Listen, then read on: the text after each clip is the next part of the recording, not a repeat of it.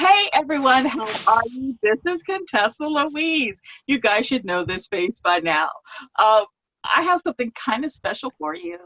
I'm kind of just winging this and doing it, but I wanted a way for you guys to kind of get to know some of our summit speakers. I've gotten to know them because I've been working closely with them for weeks now, but I want you to know and to love them like I do. So we're going to kind of do the speed coaching, speed, get to know each other thing where I'm going to shoot out some questions and they're going to answer them in 5 minutes, the best of their ability. Why? Because I want you to go on the website, the summit website. The link's all over the place. Don't know the link by now. Seriously, don't know the link by now. Hit me up and I will personally walk you hand in hand to the summit site because I want you to sign up. The tickets are free. So what are you waiting for? I'm going to allow the speakers right now to introduce themselves. We're not going to take a lot of time because we're not going to hold you for too long, but we are going to hold you for a short amount of time because you're going to want to hear the answers to these questions I have, and they're good. They're really good. So, whoever's up first, introduce yourselves, let them know your area of expertise, and the next one can go. I'm going to take the sip. All right. I guess I'll go. I'm Denicia Hilton. To some, they know me as Dr. D. I'm a doctor of Oriental medicine and a holistic period and fertility strategist. What are my area of expertise? Periods and fertility, but really holistic menstrual health and how it is that I help women and those beyond. Actually, is helping women to see her whole self and how it is that she can be able to express herself in a healthy way, identify those areas to align herself where actually the symptoms that she's been complaining about with her menstrual cycles or her challenges with fertility are actually coming from her physical, mental, emotional, and spiritual beings being in disarray. So I help guide her in putting that together and help her actually where the side effect is she has a healthier cycle, or even being able to say that, yes, I'm finally pregnant and yes, I'm able to hold my baby. So that's what I do. Thank you so much. Who's next? I'll go next. I'm Noel Salas Barcelona. I'm actually the founding executive director of the Soul Empowerment Institute, Asian Pacific Incorporated, a non-stock nonprofit spiritual organization here in the Philippines, and I'm an intuitive a spiritual counselor, as well as a Reiki healer, level 2, as well as a peace minister. I'm an advocate of a lot of things, mostly about social change, and I incorporate most of the time in my work is the role of spirituality in that kind of shift of consciousness in order for us to bring not only the best in ourselves, but also to bring that best into the communities, um, making ripples of changes, especially when it comes to the mind, because it's actually our mind that actually controls everything. And if we are able to um, change the way that we think and the way that we feel, especially when we are actually connected with the divinity or the divine, especially the sacred fire that is actually inside our hearts and souls. And then I strongly believe that we're going to create a better world, not only for ourselves, but for the future generations. Yes. Thank you. Thank you so much. I love already you can see the diversity in this group. Who is next? So I'll go next. My name is Dominique D. Wilson, and I am the creator, hoster, and producer of the Yes to You podcast. And I'm also the founder of RohiniWellness.com, and that is a holistic wellness company. And really, my mission is to empower women to love themselves, to lead with purpose, and to live their dream. That's pretty much my mission. And a few of the ways I do that is through holistic wellness consulting. I also am a mentor, and I hold space as a women's circle facilitator. And so really I create spaces for women to be able to come together, connect, to heal, to find their voice and really express themselves with confidence so that they can go forward and manifest whatever their vision is of happiness and success. So I am a naturopathic Reiki master teacher, and I'm also a Raseki Kemetic Reiki level 2 practitioner. I'm certified in trauma-informed outreach. I'm currently a yoga teacher in training. I got about 1 month left on that, so very excited to finish that up real soon. And other than that, my background as a healer goes way back to childhood. I started off at just the age of 4, hands-on healing people. It's just something that came naturally to me, and over the years that morphed into picking herbs out of the garden, creating things. And I did get a formal education in herbalism from Bastyr University. And so through herbalism, hands-on healing, I then started using food as medicine, just kind of playing around with switching things up and seeing how I could heal different things through diet. And now that's kind of morphed into Reiki and then being able to hold circles. So just right now, bringing all that together, that's kind of what I do. And I'm very excited to be on this call and for this opportunity. Thank you, Contessa. Thank you so much, Dominique. And Briar. Hi, I'm Briar Harvey, and I'm the systems witch. So I am a hereditary witch, and I have studied how things work together for about the last 20 years, which kind of manifests itself in all sorts of ways. So I work primarily with businesses to help them design holistic systems that allow them to sell products and services in a way that they feel good about. But I also do a lot of individual coaching, and I work with people who need to create better systems in their lives. So I help them with designing routines and rituals that help them thrive. I help people with creating of journaling systems and just figuring out ways to holistically manage their lives and get in touch with themselves in ways that allow them to grow spiritually and in wellness. So I also host a podcast called Latchkey Movies. It's a little passion project. It is a movie, it's where we review kids' movies. I host a local women's circle, so I'm pleased to see that there are several of us holding space for women in that way. In the in-person stuff is really important to me. And then I am also a speaker, and I do some public speaking and local events as well. So I'm really excited to be here. No one, I promise you, no one is more excited than I am right now. I'm like, you can't tell, but I am so tired, but I'm so full of energy. I can feel the energy from every last one of you. And you guys are keeping me going right now. So thank you for being a part of this. Thank you for showing up.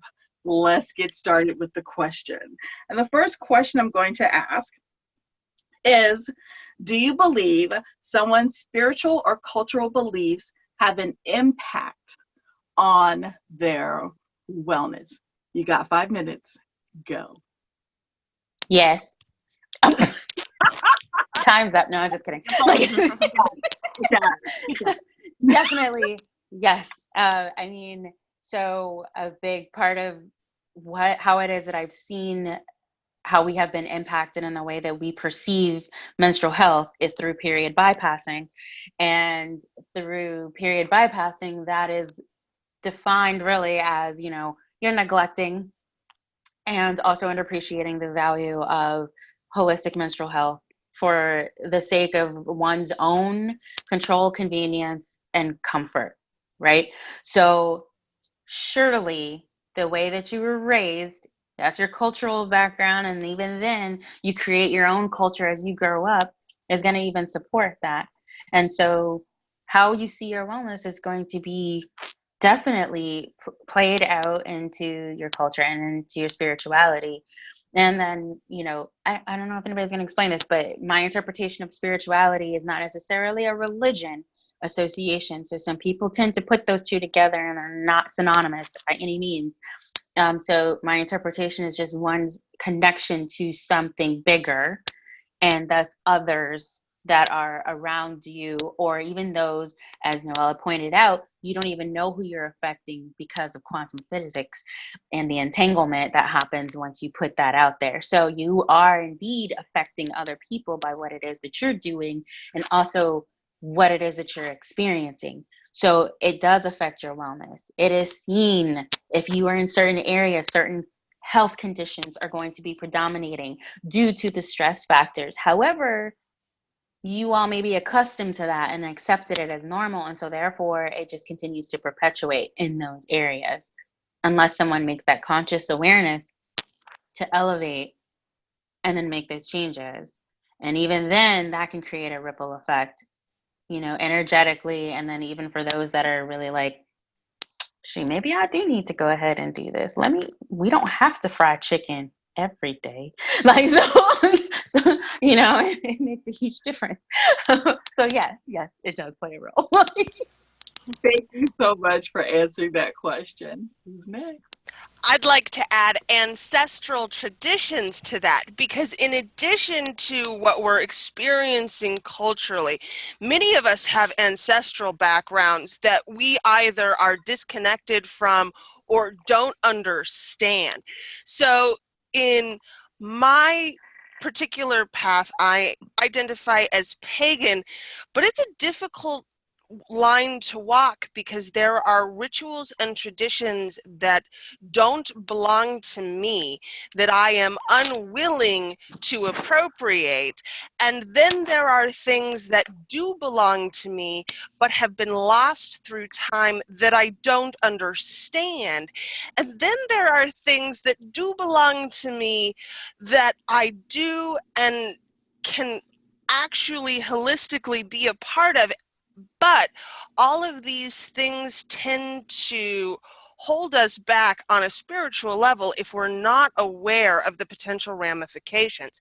So when we look at the cultural issues, we have to look long term at our own history ancestrally so that we're really aware of what we've been carrying.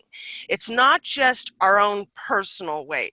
There are millennia of ancestral wounds that we are carrying and continue to carry until we do that work to recover ourselves. That was so good. So good. Who's next? So I'd like to piggyback on what Briar was saying about the ancestral lineage, because when you look into trauma work, they're now discovering that if there was trauma in your lineage, then that does get passed on to the baby. And what happens is your ability to respond to certain situations is kind of determined by that. Temperament is determined by your, how your mother's pregnancy was, but also what her relationship with her mother was and her family.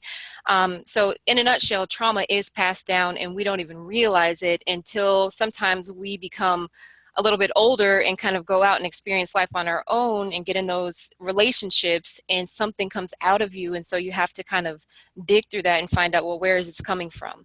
So I absolutely believe that we are spiritual beings having a physical or human experience, and we are definitely affected by things that happen on the spiritual plane and things that happen in the energetic field, if you want to call it that. And so your spiritual beliefs and your cultural beliefs absolutely, I believe, have an impact on you, whether you're conscious of them or not. And so I believe that when things happen on the physical level, they're usually a manifestation of something that started on the energetic or the emotional or spiritual level. And so when we go through different health challenges, it could be anything from an ache or pain to an illness. There's a cause for that somewhere beyond the physical. And when you are able to peel back those layers, either through doing your own healing work or working with a practitioner, then you can actually stimulate a lot of healing that then bubbles out to a physical level. So I want to give you a quick story. Several years ago, I was diagnosed with PCOS, and no one in my family had had PCOS, but I do have some people in my family that have dealt with fibroids. And so at that time, I was going through a lot of stress in my relationship. I was overweight. I had all the symptoms.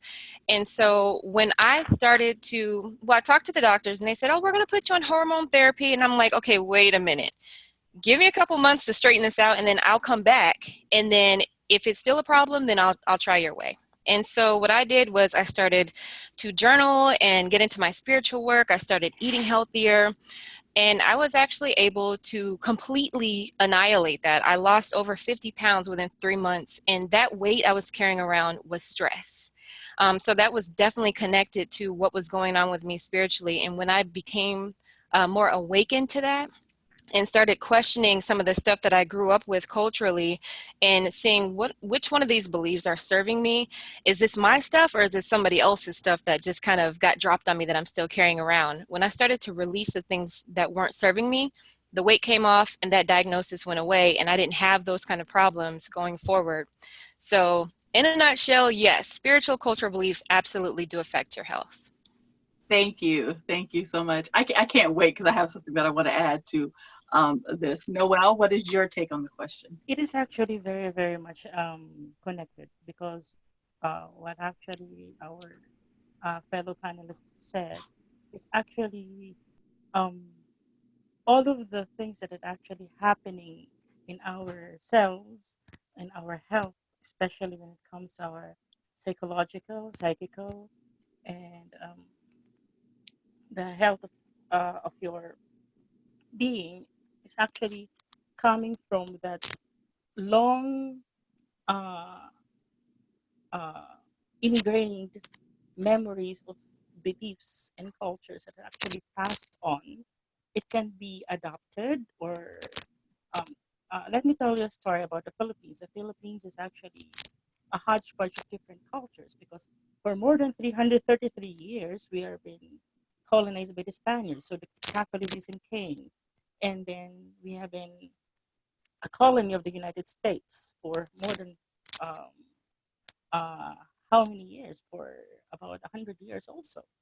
Or and then Japanese came. So there are different kinds of um, belief systems that are actually introduced uh, into the Philippine soil. And then after that, there are lots of memories, ancestral memories, spiritual heritage that are actually been um, uh, washed away by this colonization. We call it spiritual colonization. So we are actually adopting a thing or a set of philosophical, moral, and spiritual beliefs that are actually affecting the way that we think, the way that we take food, the way that we dress, the way that we view sexuality, the way that we view social relations, political relations, and affiliations. And to sum it all up, um, we have been dressed up layers by layers of this kind of um, programming that uh, most of the time affects the way that we treat ourselves. And because of that, because our soul is actually burdened by this tons of layers of labels and everything like that, then it has become a part and parcel of the sickness that is not only happening in the body, but also happening in our minds that ripples down to the communities. Whatever energy that you have in you, when you actually take it into the world, it will take ripples. See um, how much violence that we have today, how much sickness that we have that we um encountering today. I used to be a health reporter when I was younger. I used to be an editor a journalist here in the Philippines for different publications. And one of my expertise is actually health research. And I write medical reports in Filipino in our own language is actually they find it very very interesting and hard to do because most of the literature in what to call this in the medical fields especially are medical books and everything like that are actually in English, and that's actually also a colonization which actually there's a actually it's a different province, but it still affects the way that we Filipino see ourselves in the in spiritual and medical spectrum. So there are a lot of things that are actually happening, and to simply put, whatever you plant inside your soul, and if it grows deeper, then it will definitely affect the way that you think and the way that you relate to other people, and especially when it comes to your psychological and physical health. Thank you. Thank you so much for sharing. Two points I want to make. Number one, we're talking about colonization, and a little known fact about me that people don't know is my dad retired military. And I actually lived in the Philippines when I was a very, very young child. I don't remember a lot of it. I was like 2 years old, and living on the military base there. So I understand. I get it. Um, and the second thing that I wanted to make notice that I wanted to hear what our Reiki practitioners, I'm one too, had to say about cultural and ancestral and those type of things. Your spirituality have to do with your wellness and healing, because one of the things that I do and been taught is that you can go back into your past and go back into the time of trauma and start healing there in that area. And so it can work your way up to where you are now. So it was very interesting to hear that from you guys. Thank you so much. That was extremely um, informative. Let me get back to my notes. All right, second question. You guys ready? Yeah. One of the things that I hear over and over and over and over and over again, I've been hearing since I've been coaching is, I'm feeling stuck. I don't know what to do. Someone told me I was stuck in this area. Somebody told me I had a block here. So my question to you is, how do you work with people who are stuck or who may have a block in their area, some area, a lot of areas, according to most people, they have blocks everywhere. There's in their life.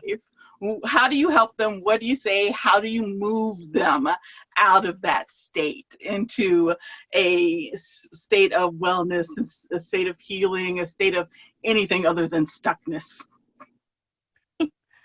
Let me share actually my Good. stories about that.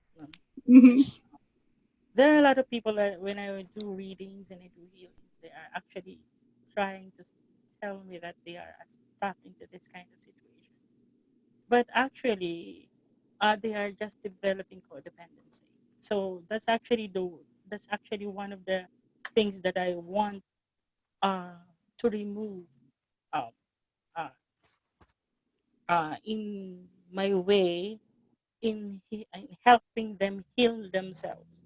Actually, I do believe as a healer, as a intuitive counselor, that we are just instruments of the divine, and the true healing will happen inside of them. Okay, if they are actually blocked or stuck, you need to just pinpoint what are actually the things that are actually blocking them, and teaching them the methods or the ways that they can release themselves from the shackles or whatever uh, thing or things that are actually blocking their way in realizing their dreams or having this kind of relationship or um, uh, releasing them from the trauma.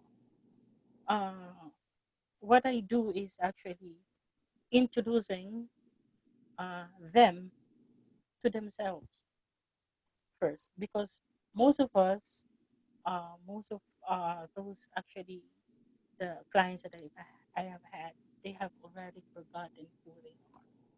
Yeah. They are the spirit soul living inside their bodies. They are not their minds that are actually always hanging around like a monkey.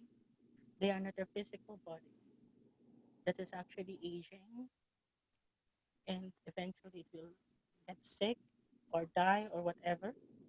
It will rot into the ground. You are not actually the one that is actually being labeled by the society that you are a gay person or a black person or a Filipino, but you are actually spirit. So, and because we are actually being fed by different thoughts about ourselves, then just like what I've said, becomes a layer that you need to peel off. So that's actually the way that I handle patients is first, I am just your guide. Healing will come, and healing will come from you.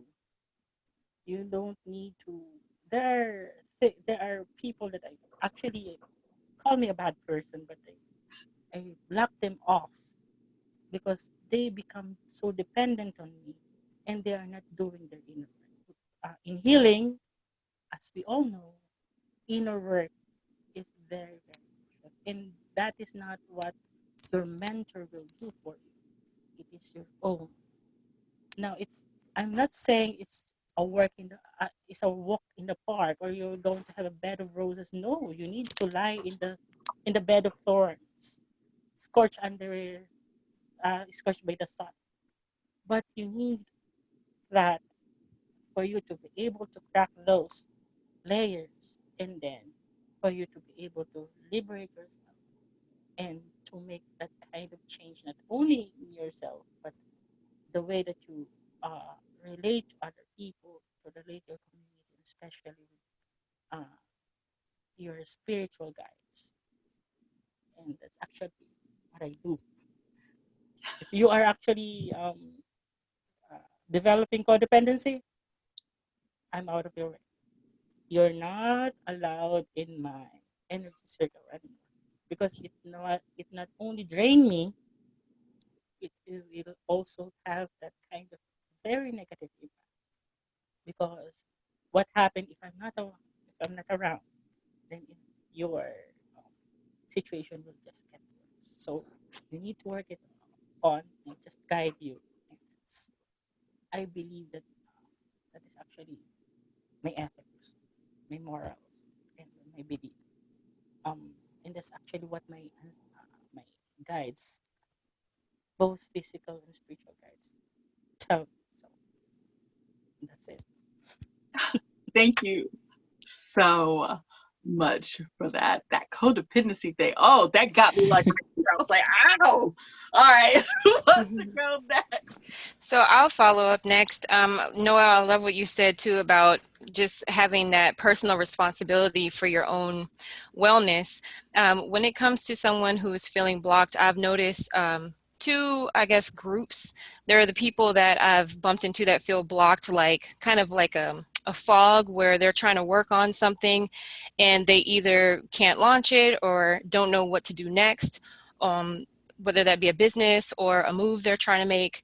And when I have someone like that, what I try to do is to help them to start on the physical level and declutter, because I think that our physical space is kind of like a big out picturing of what's going on in here. I And agree. yeah, like if you'll know if I'm like real stressed out, if you come over to my desk and there's just papers everywhere, like that's my, that's my way of knowing I got something going on. So I think that starting on the physical part by decluttering your physical space first can help. And then from there, you start decluttering your time, like how am I spending my time so that you can be able to prioritize what's most important.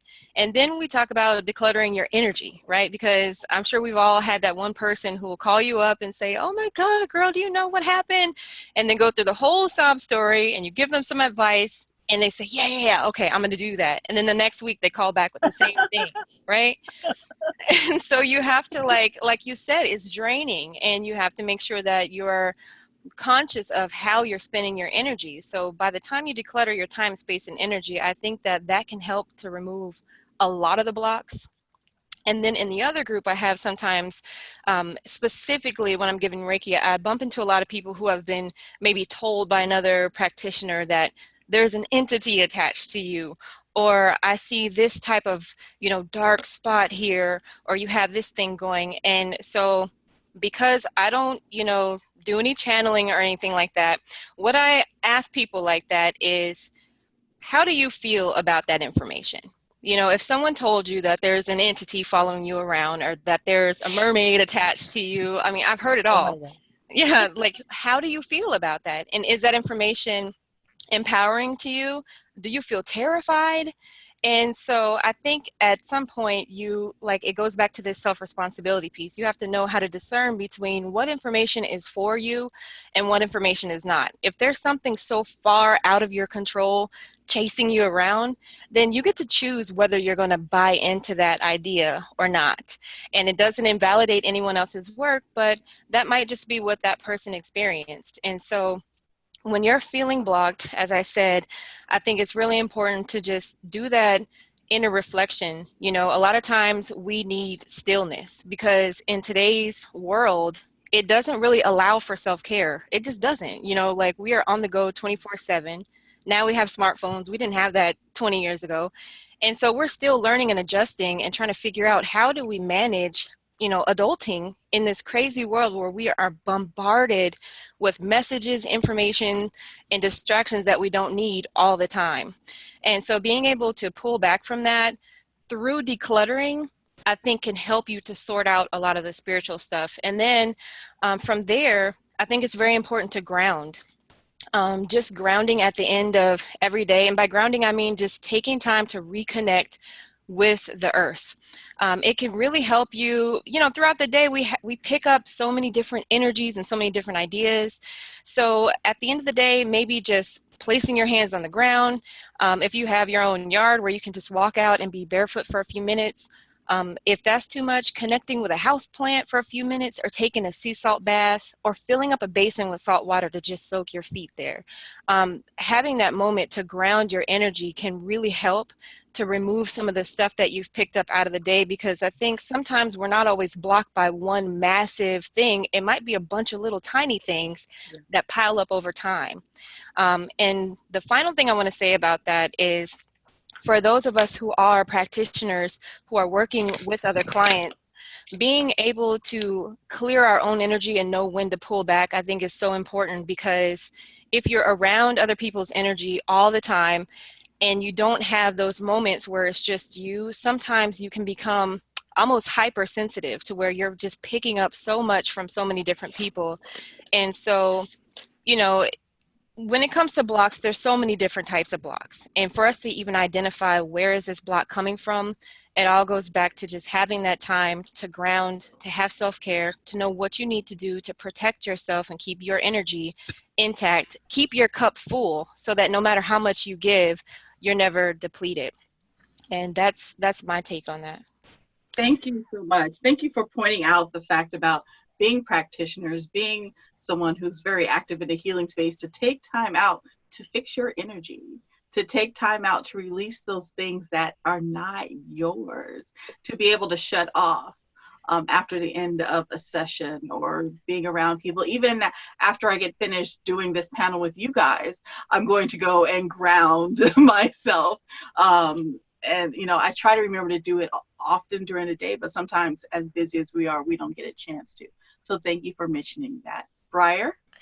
So Dominique said something that I really want to highlight: choice, choosing. So this is what I talk about a lot. When we talk about getting stuck, we often forget that ultimately we have the choice to move beyond it. So socially, systemically, I think every single one of us here deals with things that affect us in ways that we don't have a choice about. We don't get to choose our oppression. So we have to make other choices. We have to choose where we can allow ourselves to get stuck.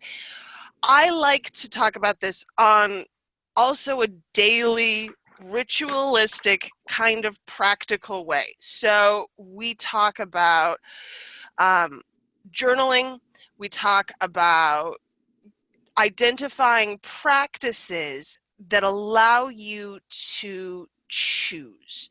So I think that there are a lot of people that talk about the law of attraction, and it's a universal law, but I take issue with it on a lot of levels because there are things that come into your life that sometimes you maybe didn't choose.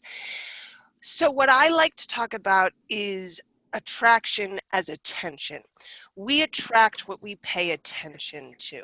So you can decide to focus your attention on very specific things in your life that you do have control over, that you can make a choice about. You can decide that you can affect these very basic things within your life without feeling like you are overwhelmed or burdened by all of the other cultural and systemic things that maybe exist for you that you don't have a choice about. But you can choose what time you get up in the morning. You can choose what you do when you wake up. You can choose whether today is going to be the day that you do the thing that you want to do, whether it's going to be the day that you decide to grow, whether it's going to be the day that you decide to move on from things that are holding you back. You always have that choice. And so I think it's really important when we talk about being stuck to focus on what we do have control over and what we can choose. Thank you. Thank you. That was powerful. That was powerful. Yeah, I had to start writing notes, y'all. So, I was like, I gotta keep quiet. So, so like, okay, Tessa, because of my notes, tell me what the original question was. Okay, I will. Let me go back to the original question. The original question is, oh, how do you help someone who's feeling stuck or feeling like they got blocks in their life? Okay, and also like if somebody was to tell them that this is what's off and all of that kind of stuff too, Yeah, right? a lot Like of if it's times, a lot of times a client will come to me. It's like, such and such says I have a block in my sacral and I have a block in my throat chakra, and okay, he told, yeah. okay, gotcha. Okay, all right, great. Okay, so 5 minutes, Denise. Yeah.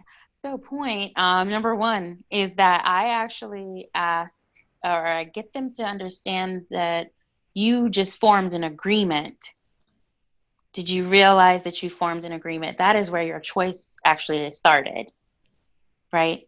So it's out of agreement in whatever it is that someone has said to you, and then you therefore took ownership of that.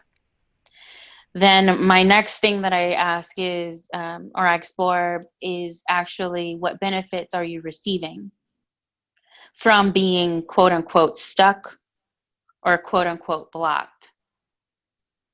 And then asking, based on that, now I'm not sure where we're going to go, but, generally, um, is it really a block, or is it that you're being redirected and you're resisting? So then, so obviously this is all like subjective to conversations, right? And so, and then another thing is also a big one is where where you might even feel like you are stuck. It's a level of attachment. So like, I think Dominique, Breyer, Noel, like actually y'all were kind of alluding to it, but it's a level of attachment.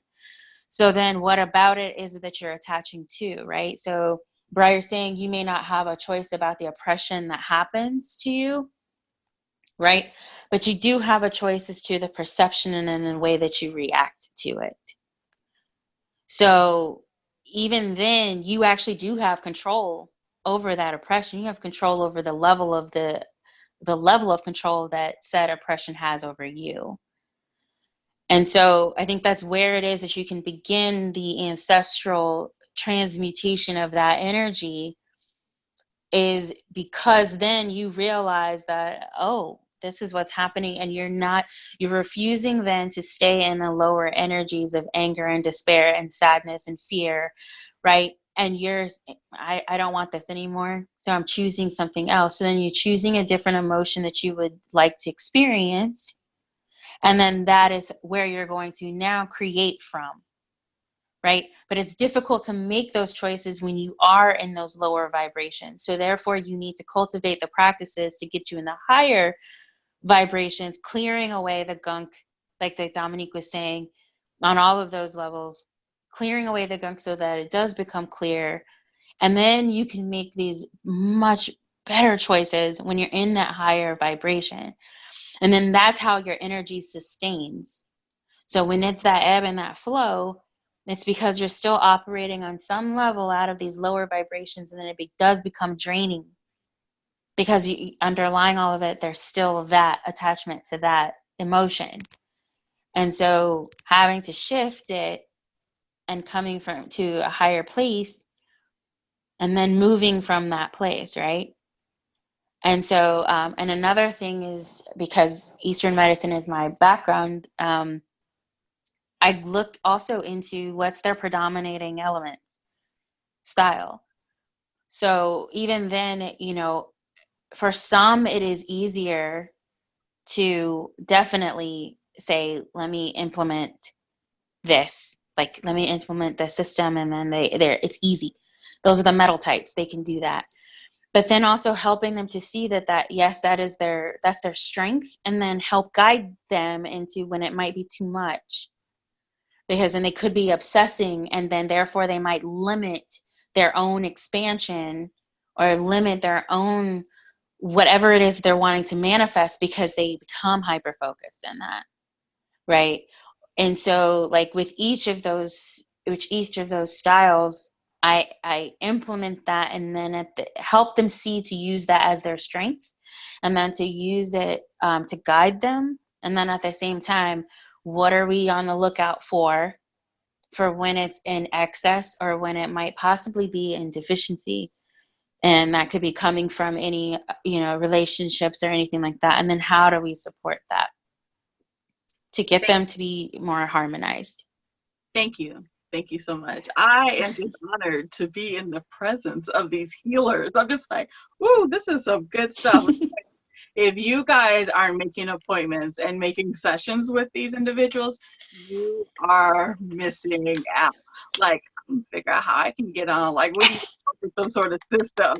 Because every one of you has something that my soul needs. Even if it's collaboration, we gonna work together on something. You guys are way too powerful. You have way too much knowledge for people to not know who you are. And so we have to make sure that happens.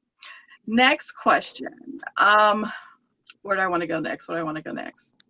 Let's go to this one, because this can be such a touchy subject, because in the coaching field, you're taught not to share. You're taught to hoard your clients. Don't tell anybody about clients. We're not sharing clients. We're not doing any of that. But there may be a time where you need to refer another licensed practitioner, another licensed mental health professional, a licensed someone, or another professional, another healer, another coach, to work hand in hand, to work tandem with the client that you have. What are some instances where you would do that?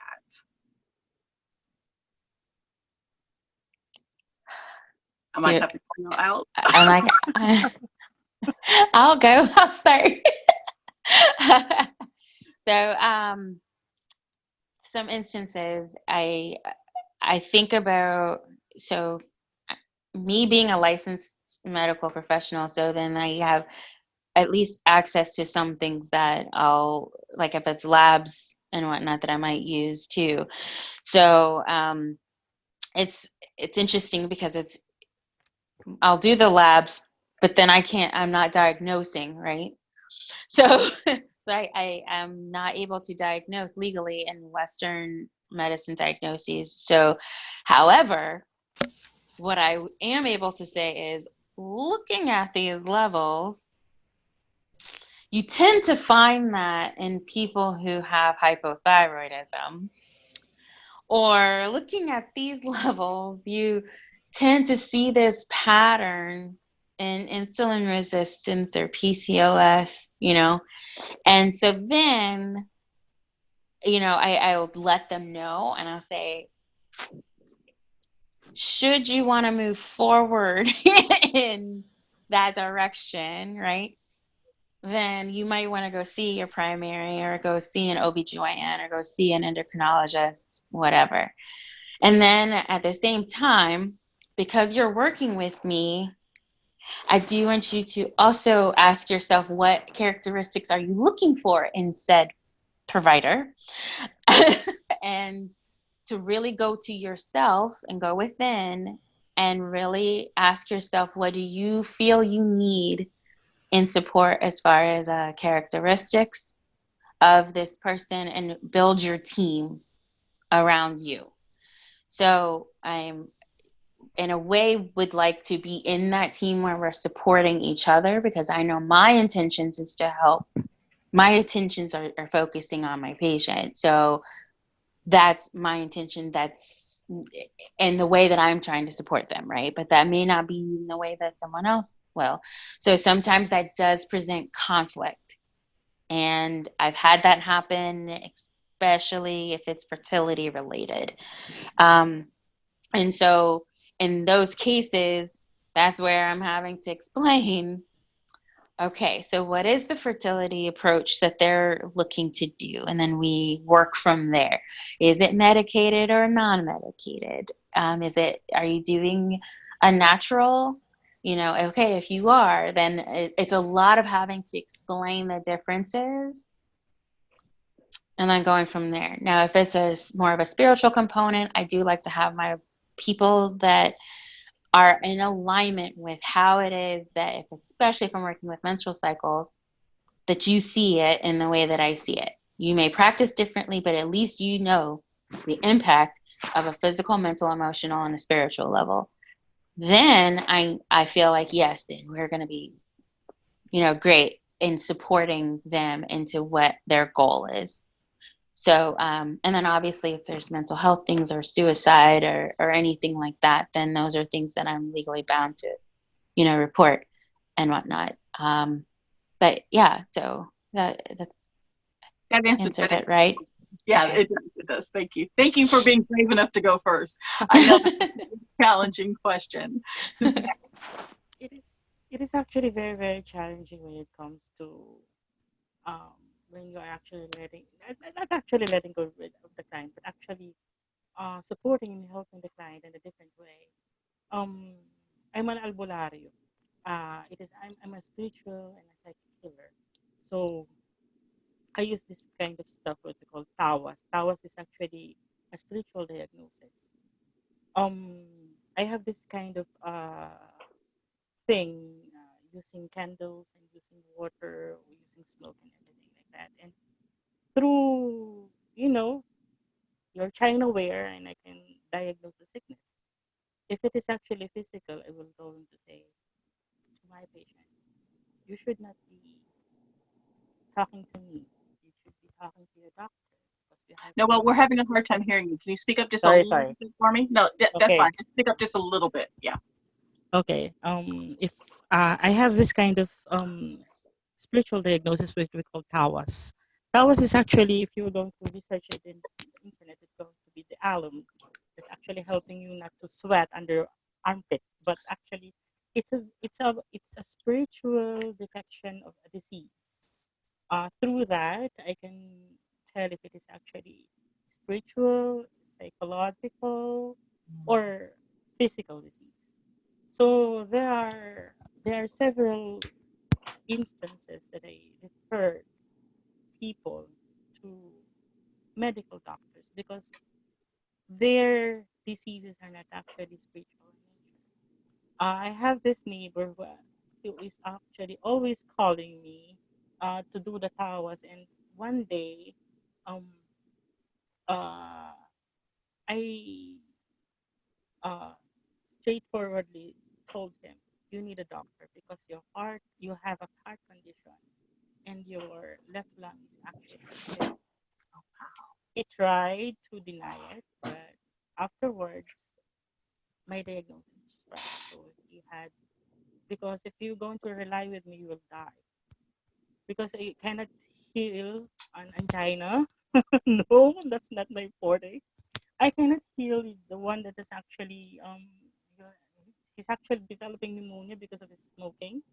So that's actually the way it is. And if it is actually psychological, uh, because my wife is actually, although she's not licensed here in the Philippines, she's a psychology major in the university. So I always consult her. And if it is not actually my cup of tea, then I will tell them, you need to go to the psychologist, you need to go to a psychoanalyst, because they are the ones who are going to help you better than I. I can guide you spiritually, but not all the times the symptoms are spiritual. Some of them are physical, real physical disease, or some mental disorders, and that's the and I'm very very happy whenever I refer them to a more powerful, not more powerful, but a more capable person that I am, because it will going to help them heal. It will going to, and when I see them well, getting well, and that's actually my fulfillment as a healer and as a counselor, and that's actually what we should do, and because we are here to help, right? Yes. Yes. Thank you. Thank you so much for that. Who wants to go next? So I also agree with what Denicia was saying about having that team approach to wellness, because I think that all of us as practitioners, doesn't matter if you're Western, Eastern, or just a spiritual practitioner in general, we all bring something unique to the table, and I think we all need different things at different times. So I work with people to help with more of the mindset and their own spiritual connections so that they can heal themselves. But that's just one level, you know. So we are physical, we're mental, we're emotional, and we're spiritual. So when it comes to something just like Denise was saying, if you are feeling suicidal or homicidal, like you want to injure yourself or someone else, that's something where I absolutely am obligated. It's my duty to report that, and also to make sure that I refer you to someone who can give you the help that you need. If a person is dealing with, I get a lot of people that are dealing with things like chronic inflammation and stuff like that. And although I know a lot about different, diets and different herbs, it's still, everyone's makeup is different. So I cannot just tell you, hey, go take this herb based on what you tell me, because internally I don't know what's going on with you. And so you may have a reaction to that herb that I can't predict. And so in a situation like that, I'm very clear about letting someone know, let's work together, but my work is complementary to your primary healthcare team. There is definitely a place for Western medicine. Do I agree with every single thing that they do? Absolutely not. I think a lot of it's kind of over the top, like the overuse of antibiotics and whatnot. However, there's definitely a place. If you fall and snap your leg in half, you need to go to a doctor. Like Reiki is not going to pop your leg back into place. So, when it comes to certain things, like I said, such as like chronic inflammation, if you're getting sick all the time, then you need a detox, but that's something that you need to be walked through with a registered dietitian, because these people spend like almost a decade in school, and that's what they eat, sleep, and breathe. And so, it would be irresponsible and selfish of me to step into the place of a dietitian and say, oh, why don't you eat this and do that? Because that's what worked for me. So being able, as practitioners, I think it puts a responsibility on us too, to link up with other people in different disciplines, so that when we do have that person come to us, we can say, hey, I know a dietitian, or I know a massage therapist, or someone who does acupuncture, because different things work for different people at different times. The only other thing I can think of is I also do intuitive reading. So if someone specifically wants, accessing their Akashic records or channeling one of their, lost relatives or something like that, I do refer those people to a practitioner who does those things, because I have my boundaries for what I'm comfortable doing and how I'm comfortable reading, and those are not things that I want to get into. So I think that about covers it. Thank you. Thank you so much, Dominique. Ryan? So for me, this is actually very easy. As a systems person, my job is to tell you where you are missing systems. And healthcare is where so many people are missing systems. So I'm going to tell you if you need to go see a doctor. And I'm going to tell you if you need to go see a mental health care practitioner. And especially when it comes to mental health, one of the things, especially in the United States, but this is universal as far as I know, mental health care sucks. And when you are at your worst, you are in need of someone to be able to hold your hand through the process of finding a mental health care practitioner, because this can be a really difficult process. You have to find somebody that works well with you. You have to find somebody that takes your damn insurance. You have to find somebody that is actually available. And so there's this whole thing when it comes to mental health care. So it's really important for me when I'm working with clients and they need to see someone, that I help guide them through that process, because there is no other time when you need that hand holding more, I think, than when you're in need of mental health care help. So for me, that's the biggest part that I refer out, but it's also the part that I have to do the most hand holding with. So Thank you. Thank you so much for that. That was a good question. I love the way Yeah. each and every one of you guys answered that. Do you guys want one more question? You want one more question? Sure. let's do it. All right, Sure, let's do sure. one last question before we wrap this up and let you guys go. And I know this is going to be different for all of you, because it's about you.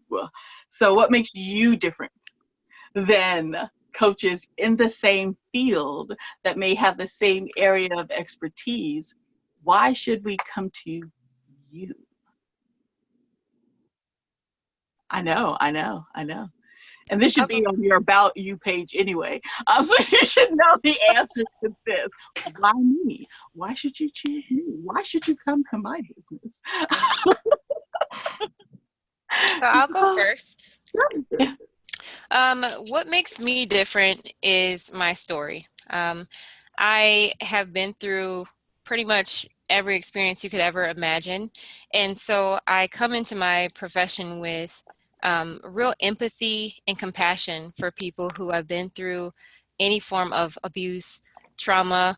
I totally get the mental health piece. And Briar, I'm so glad that you said that, because I myself have been in that experience of reaching out for that help and then coming into space with a practitioner who just really didn't get it. And sometimes that can actually be dangerous, because you can be triggered and leave that office and they're thinking you're going to call them up for another appointment, and no one is checking on you to see how are you doing after you left that appointment. Were you complete, or did I just open up a can of worms and then send you packing because your appointment was over? So that kind of thing is something that doesn't get talked about, and I'm so glad that you brought that up. So having that awareness of, how trauma unfolds over a period of time, and how you can't really see it in your formative years until you get a little bit older, and those situations that pull that out of you, being able to understand what it's like to feel completely hopeless. I myself have been in that position of feeling like I couldn't go a step further, and then being able to find that there is a whole life on the other side of that. If you can come out of that dark place and get to a sense of personal power and peace, and learn how to cultivate that for yourself, that is possible. Being able to offer that hope to people and to empathize with them no matter where they are, I think that's what makes me different. One of the main stories that I tell on my About page, I've probably told this story, I've told it so many times I'm tired of hearing it, was my divorce, because that's the thing that woke me up. And before that, Yeah, my life was a hot mess, but I had no clue how bad it was until I was forced to break out of that situation and start living on my own as my own person, aside from being someone's wife. And so being able to just have so many parallel experiences um, helps me to understand really just trauma, self-esteem, self-worth, and knowing how to help people shift out of a mindset that limits them. Even if all the odds are stacked against them, I know that I've done it for myself, being able to break through those barriers, that I can help someone else be able to do the same thing in a way that is not invalidating to them, in a way that doesn't make them feel bad for being in a rut, or not being spiritual enough.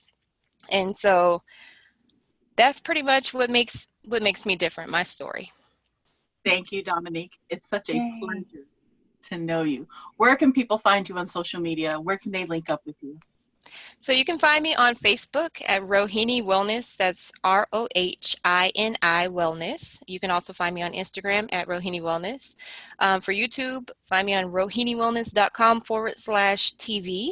If you'd like to join our sister circle on Facebook, that's called the Sacred Beauty Sisterhood. Just pop that into the search or go to rohiniwellness.com/group. And of course, my website is rohiniwellness.com. Thank And I have a free giveaway for anyone listening. It's called the Create Your Vision Workbook. And so this is really just something to help you get a solid foundation in building the life that you want. And you'll find that at rohiniwellness.com/vision. thank you so much, Dominique. Who's Thank you. next? Awesome. I can go next. Good, good. So this had to come from what other people were telling me, because when this question were get asked, I'd have a very difficult time answering the question. So this is where testimonials come in, because they see things that you're like, really? So, so what I've been told is that I have a really great gift of actually connecting things that otherwise you wouldn't have thought were connected, or may not have taken into consideration. And then also being able, just literally open arms to you coming in. And as you are, I know I might joke sometimes, it's just me and I'm sarcastic, but it's really not a judgment. So a lot of the women have reported that just being able to come in and then literally just relax and feel like they are safe to be talking about things that would be coming up for them, especially if I'm going all into your uterus and everything too. So like, it's like, hey, I'm glad for you. But I mean, it's just, that's what is reported, is that I apparently I make people feel very comfortable and open.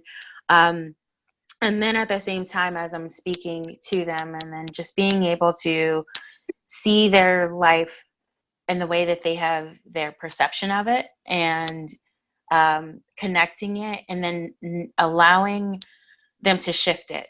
So obviously they'd have to make that choice and then have that permission, but to be able to show them this is what we can do to shift it, and then being able to break it down for them to apply it, and then holding them accountable for that. So we already talked about, you got a lot of knowledge, but are you doing something with it? So my boyfriend tells me that all the time too. You always talk about going to school. What you gonna do with it? So like Right there. yeah. I'm like, shoot, but I'm learning because it's gonna help in some way. I know. Like, but I mean, like, in all actuality, though, like really holding that space and helping you move forward. And life happens. I get that. And so then, do we need to make adjustments? Great, let's make the adjustments. And where they don't feel like somebody's either not listening to them, or they might feel like someone's not really helping them, they're just kind of talking to them and at them, and they really see that I'm really here for you, and whatever decisions you make based on what I'm recommending, I'm going to work with, and then we're going to see those results. And you're going to see the results for what it is that you wanted. or the ones that she didn't want. So like, and just kind of really being there with them. It's really cool to be in that space. Like I take that to heart, like, and I know that my patients know that, because you didn't have to choose me, right? And so I think like I really respect that, and I honor that and value it in those relationships. So I know there's usually like a patient practitioner relationship conversation and all of that, but sometimes in some spaces it's just needed. Like if they have a question or something, text me. So that yeah, I want to say that pretty much sums up kind of like the testimonial part. Oh, sorry, there was a major thing I just thought about it. Excuse me. Um, was also that I'm teaching. That's one of the biggest things. How did I forget that? But that's one of the biggest things for them is that they're being taught that like I'm not. So that's why I try not to use the word coach, but more of a mentor, because I feel like when I hear coach, I think about, coach on a field that's just going to tell you to run this play. This is how you do it. This is what your speed needs to be. And then like, that's it. Like there's no involvement. It's more of a one way, right? Relationship, directional relationship. Whereas more for me, I'm strategizing and I'm mentoring because it's a two-way thing. And then your plan is really altered based on how you evolve in this process.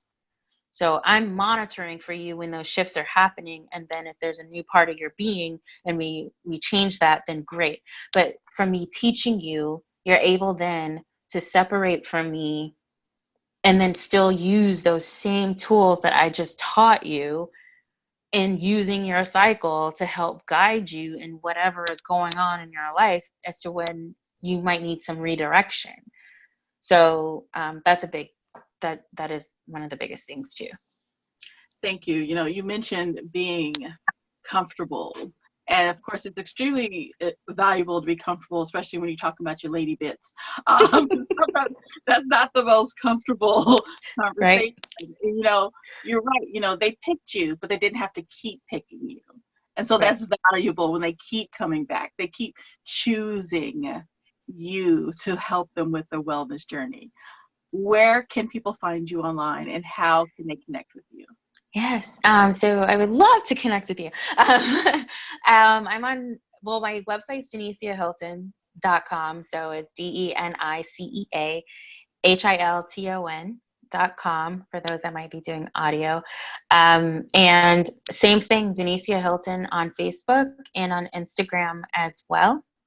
And based on whenever this comes out, I'm actually working on and finalizing a mini course that is an intro to holistic menstrual health and really helping you identify what's going to be your easiest first step into really realigning yourself towards having I basically optimizing holistic menstrual health.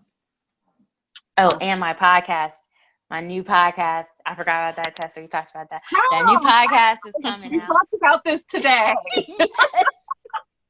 Yes. So some of you might know this if I shared it, and then you're like, oh, Denicia, and they identify me with the Sisters of Flow podcast. I am scrapping that, and the new podcast is called Inspired by Period Bypassing. And so that sucker is coming out like within a couple of weeks. So I would love, love, love for you to subscribe. You can actually subscribe right now under Sisters of Flow because I'm just going to change the name and it's going to update through the feed. So like you'll get the new one when it's ready to go.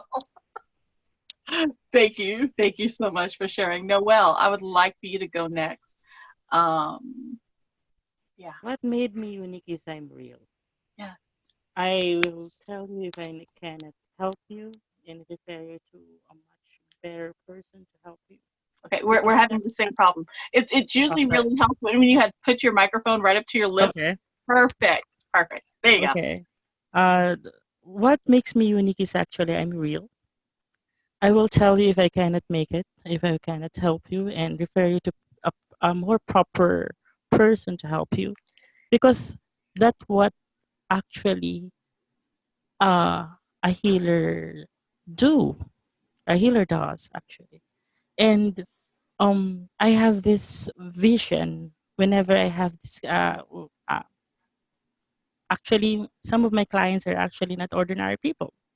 They are also healers, spiritual workers, light workers, and everything like that. So in one way or another, I became their mentor. So I work with you in not only in the spiritual level, but I make it a point that you are also facing the reality about you, because that's where the healing comes from. If you are actually recognizing there's a problem, there's need uh, to get healing, to get help, and then I'll tell you that. And most especially, my heart can hold more than 1,000 and 1,000,000 souls, and that's what they tell me, that I have this kind of open heart that I can embrace you, whoever you are, whatever you are, and whatever you think you are. Uh, you can find me on Facebook at Noel Sales Barcelona. I don't have any page.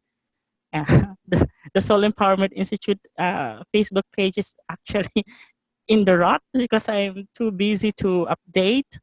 But you can also find me in Instagram. That is Noel Barcelona. You just Google me, and you can find me.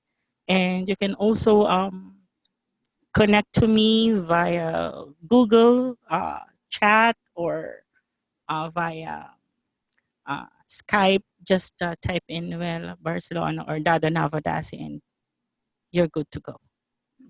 Thank God you. bless us. Thank you so much, Noelle. I appreciate that. And Briar? So, what makes me different is my ability to see the forest and the trees. And trees. And the trees. So, when we talk about systems, what we're looking at is typically the overarching view of patterns of behavior and then the things that we do sometimes without knowing them. So I take a look at the entire picture, and then I'm really good at identifying the trees, the little things that pop up in your life that you need to get rid of or that you need to start doing. So it's the overall picture and then naming what the little things are. So that's what I do well. Um, you can find me at briarharvey.com and at latchkeymovies.com. I don't do social. I'm terrible about social media. For this summit, I've created a 21-day forgiveness challenge, which you can find at briarharvey.com/forgiveness. Thank you. Thank you so much. This has been absolutely amazing. I am just such filled with such love and respect for each and every one of you. It seems like the more that I connect with you, the more that I work with you, the more that I want to spend time with you. And so we're definitely going to have to make that happen. Thank you for being a part of the summit. Thank you for spending time here with me today. I appreciate you so much. And thank you, everyone, for watching. These are a sample of our wellness, our health and wellness professionals. You want to hear more about them? I'm telling you, go, go and sign up for the summit. The easiest way to sign up for the summit is go to maldenauthealth.com, click on the summit link, Google me, find me. I'm the one and only Contessa Louise. Ain't nobody else out there like me. And again, I will make sure that you get your free ticket to the summit. And wherever this is posted, you better believe the link is not. No, it's right there. It's going to be right there for you. All right, you guys, we will see you next time. There will be other panels. Make sure you listen, you watch, you engage, and you get your ticket. All right, you guys, have a great time. Bye. Bye.